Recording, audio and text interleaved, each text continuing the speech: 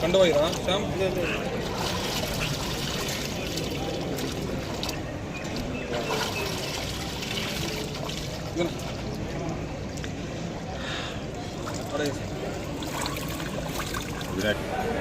అది పెట్టేస్తాను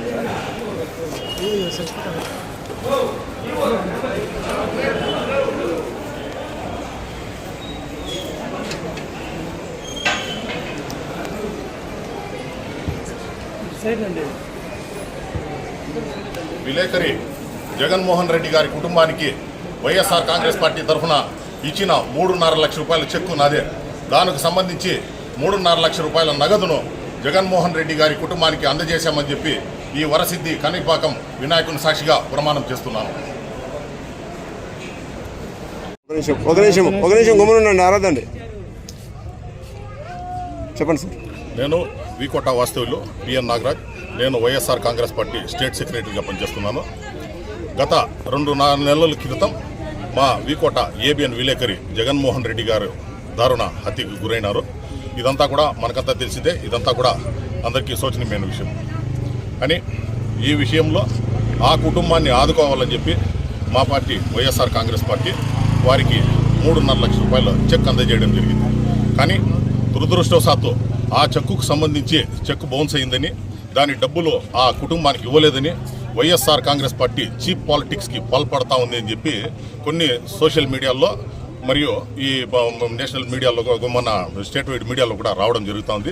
దీనికి ఫుల్ స్టాప్ పెట్టాలని, ఇలాంటి శవ రాజకీయాలకి ఎప్పుడు కూడా వైఎస్ఆర్ కాంగ్రెస్ పార్టీ పాడుపడదని చెప్పి ప్రమాణం చేయాలని చెప్పి ఈరోజు ఈ కాణిపాక వరసిద్ధ వినాయకుని సాక్షిగా వచ్చి ప్రమాణం చేయడం జరిగింది. ఆ కాణిపాకం వరసిద్ధి వినాయకుని సాక్షిగా వారి కుటుంబానికి మేము 3.5 లక్షల రూపాయలు అందజేసినామని చెప్పి మేము ఈరోజు ప్రమాణం చేయడం జరిగింది. ఈ కేసుకు సంబంధించి ఒకసారి మీరు పూర్వతల్లో ఒకసారి పరిశీలిస్తే జగన్మోహన్ రెడ్డి గారి కుటుంబం స్వతహాగా తెలుగుదేశంకు చెందిన సానుభూతి పరులు. వాళ్ళు ఎప్పుడైతే జగన్మోహన్ రెడ్డి గారు చనిపోయినారో అప్పుడు కూడా సాక్షాత్తు హోమ్ మినిస్టర్ అనితా గారితో కూడా వారి మిస్సెస్ ఫోన్ చేసి మేమంతా కూడా తెలుగుదేశంకి ఆ రోజు నుంచి కూడా పాటుపడినాము, మాకంతా కూడా మీరు ఆదుకోవాలని చెప్పి వాళ్ళు వేడుకోవడం జరిగింది.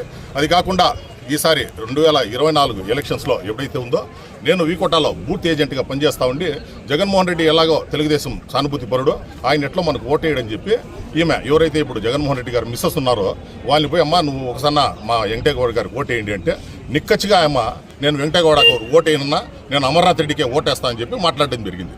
కానీ దురదృష్టవశాత్తు మా స్నేహితుడు మర్డర్ కావడం జరిగింది. ఇదంతా కూడా ఎవరు ఊహించలేదు. మేము పార్టీ చూడలేదు, ఏమి చూడలేదు.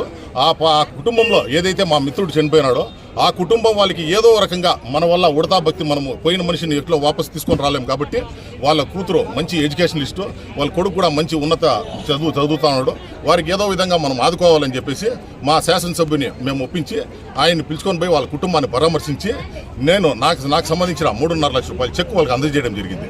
ఆ చెక్ ఇచ్చినప్పుడు మీరు ఒకసారి ఆ వీడియో చూసినారంటే ఖచ్చితంగా వారికి చెక్ ఓన్లీ వారికి ఒక భరోసాకు మాత్రమే ఇవ్వడం జరిగింది. వారి కుటుంబానికి మేము ఈ 3.5 లక్షల రూపాయలు డిపాజిట్ చేసిస్తాము. ఎందుకంటే డబ్బులు ఇచ్చినామంటే ఇప్పుడు అంతా ఖర్చు చేస్తారు, ఎవరో ఒకరు వచ్చి వాళ్ళకి ఇప్పుడు డొనేషన్లు ఇస్తూ ఉంటారు కాబట్టి వారి పెళ్లికో లేకపోతే వారి ఎడ్యుకేషన్కో ఈ డబ్బులు అవసరం పడుతుందని చెప్పి మేము వాళ్ళకి చెక్ టోకన్ ఆఫ్ గ్యారంటీ కోసమే వాళ్ళకి ఇవ్వడం జరిగింది. మీరు ఆ రోజు జరిగిన ఈ వీడియోలో మీరు ఎక్కడన్నా చూడొచ్చును, దాన్ని మేము ఓన్లీ వాళ్ళకి గ్యారంటీ మాత్రమే ఇవ్వడం జరిగింది. కానీ వాళ్ళు ఒక 4 రోజులు అయినాక ఫోన్ చేసి అన్న మాకు ఇది డిపాజిట్ చేసిమ్మని చెప్పినారు. డిపాజిట్ చేసిమ్మంటే వాళ్ళ ఆధార్ కార్డులు ఇమ్మని చెప్పి మేము అడగడం జరిగింది. వాళ్ళు 15 రోజులు దానికి స్పందించకుండా మళ్ళా వచ్చి వాళ్ళ డబ్బులు కావాలని చెప్పినారు. వాళ్ళ డబ్బులు వాళ్ళు ఏదైతే చెప్పినారో వాళ్ళ స్నేహితులు ఎవరైతే వాళ్ళ బామడుతున్నాడో తేజ, వాళ్ళ స్నేహితులు మన తార, వీళ్ళు దీనికి ఆ డబ్బులు ఇవ్వడం జరిగింది. కానీ 4 రోజుల నుంచి మా శాసనసభ్యులు ఏదో తప్పు చేసినట్లు ఆ చెక్కు బౌన్స్ అయిపోయి వాళ్ళని మేము డోకా చేసినట్లు రావడం జరుగుతూ ఉంది.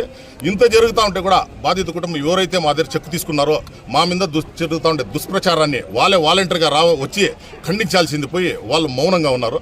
కాబట్టి ఇది ప్రజలకు ఒక రకమైన కన్ఫ్యూజన్ క్రియేట్ అవుతుంది. కాబట్టి మేము ఏదైతే మేము ఒక పార్టీని చూడకుండా మా స్నేహితుడు ఒక సంఘానికి మంచి చేసే విలేకరి చనిపోయినాడని చెప్పి మేము చేసిన సహాయానికి ఈరోజు మా చిత్తశుద్ధి నిరూపించుకోవడానికి ఈ కాణిపాక వినాయక స్వామి దగ్గరకు వచ్చి మేము ఈరోజు ప్రమాణం చేయడం జరిగింది.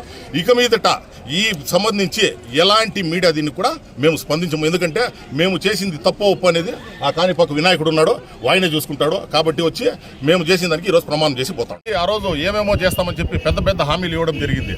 మొదలు వాళ్ళ కుటుంబానికి ఒక గవర్నమెంట్ ఉద్యోగం ఇస్తామని చెప్పినారు, వాళ్ళ పిల్లలకు వచ్చేసిందనో కాలేజీలో చదివిస్తామని చెప్పినారు, సీఎం రిలీఫ్ ఫండ్ ద్వారా వాళ్ళకి డబ్బులు తీసిస్తామని చెప్పినారు, అది కాకుండా ఏబిఎన్ సంస్థ వాళ్ళకి డబ్బులు ఇస్తామని చెప్పినారు. ఇట్లా వచ్చిన వాళ్ళంతా కూడా వచ్చి ఒక్కొక్క హామీ ఇచ్చేసి పోయినారే కానీ ఈ రోజు వరకు చిత్తశుద్ధితో వారికి ఏదన్నా ఆదుకున్నారు అంటే అది ఒక వైఎస్ఆర్ కాంగ్రెస్ పార్టీ మాత్రమే. మేము ఏదైతే ఆ రోజు ప్రకటించినామో ఆ నగదు మేమేదైనామో వాళ్ళ కుటుంబం మేము చెల్లించినామో. కానీ ఈ మిగిలిన హామీలు ఏదైతే ప్రభుత్వ ఉద్యోగం అన్నారో, ఏబిఎన్ సంస్థ ఇస్తామని చెప్పిందో, లేకపోతే గవర్నమెంట్ తరఫున సీఎం రిలీఫ్ ఫండ్ నుంచి తీసిస్తామన్నారో, ఈ హామీలు ఒక్కటి కూడా వాళ్ళకి ఇప్పటివరకు చేరలేదు. కాబట్టి ఈ సదరు యూట్యూబ్ ఛానల్ వాళ్ళు ఎవరైతే వైఎస్ఆర్ కాంగ్రెస్ పార్టీ మీద బురద జల్లుతా ఉన్నారో వాళ్ళు మా మీద బురద జల్లేదానికన్నా ప్రభుత్వం మీద ఒత్తిడి తీసుకొని వచ్చి, లేకపోతే ఏబిఎన్ సంస్థ మీద ఒత్తిడి తీసుకొని వచ్చి, ఇతరత్ర సంస్థల మీద తీసుకొని వచ్చి నిజంగా వాళ్ళకి న్యాయం చేకూరాలని చెప్పి నేను వాళ్ళు డిమాండ్ చేస్తా ఉన్నాను. ఎవరైతే ఒక పత్రికా విలేకరులో ఉన్నారని చెప్పి వాళ్ళకి న్యాయం చేసిన పార్టీ మీద దుష్ప్రచారం చేయడం ఎంతవరకు సబబు అని చెప్పి మిమ్మల్ని అందరూ కూడా ఈరోజు పత్రికా సోదరులంతా కూడా అడుగుతా ఉన్నాం. ఈ రోజు మేము ఇవ్వాల్సిన డబ్బులు ఒకరోజు ఇచ్చుతకు వాళ్ళకి డబ్బులు చేరింది, కానీ ఆ రోజు వాళ్ళకి ఏదైతే చెప్పినారో వాళ్ళకి ఈ రోజు వరకు వాళ్ళకి ఎవరికి కూడా వాళ్ళకి ఇచ్చిన హామీలు ఒకటి కూడా లేదు. ఆ రోజు మాట్లాడినారు ఆయన ఎన్కౌంటర్ చేస్తాము, ఆయనకి నిజమైన నివాళులు అర్పిస్తాము అని చెప్పినారు. తిరిగి వాళ్ళకి ఎవరికైతే వాళ్ళ బాధితులు ఉన్నారో వాళ్ళకంతా కూడా ఆర్థిక సాయం అందిస్తామని చెప్పినారు, గవర్నమెంట్ ఉద్యోగం ఇస్తామని చెప్పినారు, ఇవంతా కూడా వెళ్ళిపోయింది. కేసు ఏమైందనేది కూడా పురోగతి ఎవరికి తెలియడం లేదు.